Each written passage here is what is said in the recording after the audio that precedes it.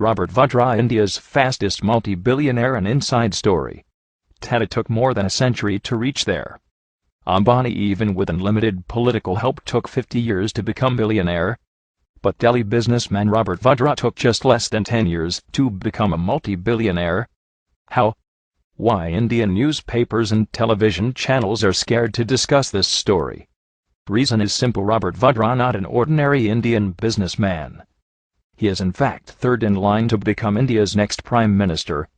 Of course, Robert Vadra is son-in-law of India's power broker Antonio Mano aka Sonia Gandhi. No wonder Indian newspapers and television channels are too scared to discuss this subject.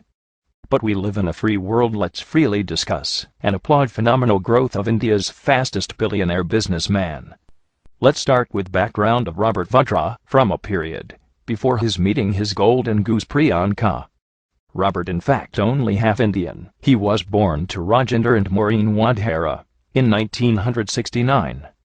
Rajinder Vadra hails from Uttar Pradesh and Maureen aka McDonough of Scottish origin. Before entering to India's royal family, Robert Vadra was running a recycle metal business, in simple terms collecting used industrial waste from companies and resell it, as you could imagine, not a golden egg-laying business. It's quite amazing that in next 10 years he grown into multi-billionaire. Robert Vadra met Priyanka Gandhi at the House of Commons expatriate friend Ottavio Quattrocchi. Yes, the surprise Boforza scandal middleman Quattrocchi. Robert Vadra's marriage with Priyanka was in 1997. But it was followed by tragic and suspicious deaths of his brother, sister, and his father in the next decade.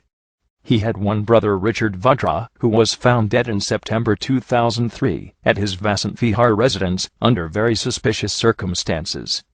His sister Michelle too had natural death, died in a car accident in 2001.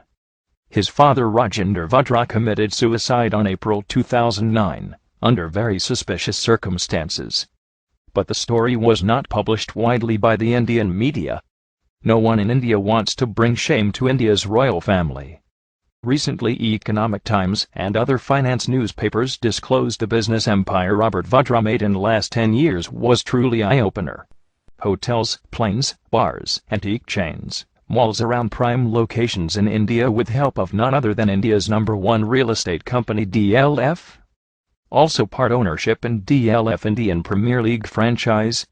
Most of independent analysts points these phenomenal growth points only one thing: absolutely and shameful corruption and favoritism to Robert Vadra, being Sonia Gandhi's son-in-law.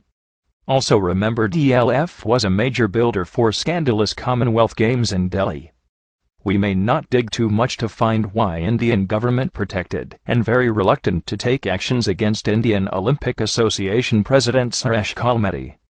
Surely Suresh Kalmati can blackmail Sonia's government, showing favoritism given to DLF because of Robert Vadra. Apart from DLF malls, Robert Vadra part owns many Hilton hotels including Hilton Garden in New Delhi.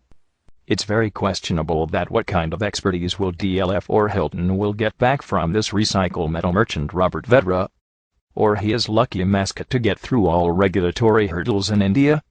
Also, he is in the list of 33 VIPs accepted from security checks and frisking at airports and any Indian embassy, the only one without any government position.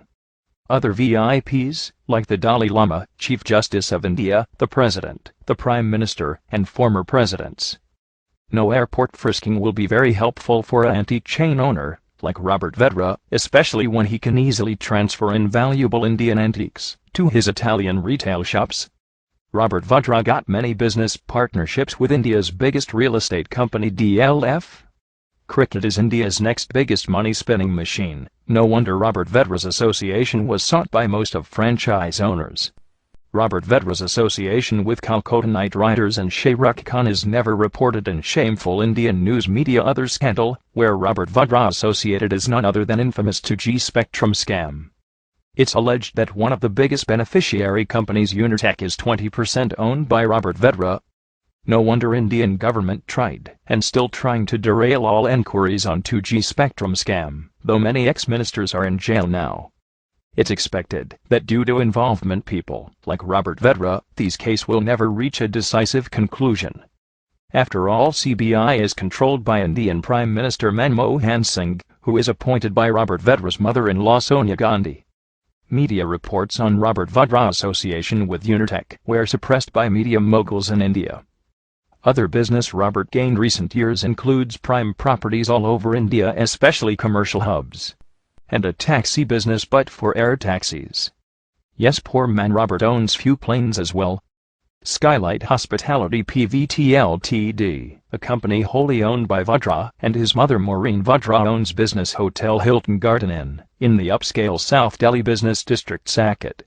The hotel is located within the DLF Place Mall, also known as DLF Courtyard.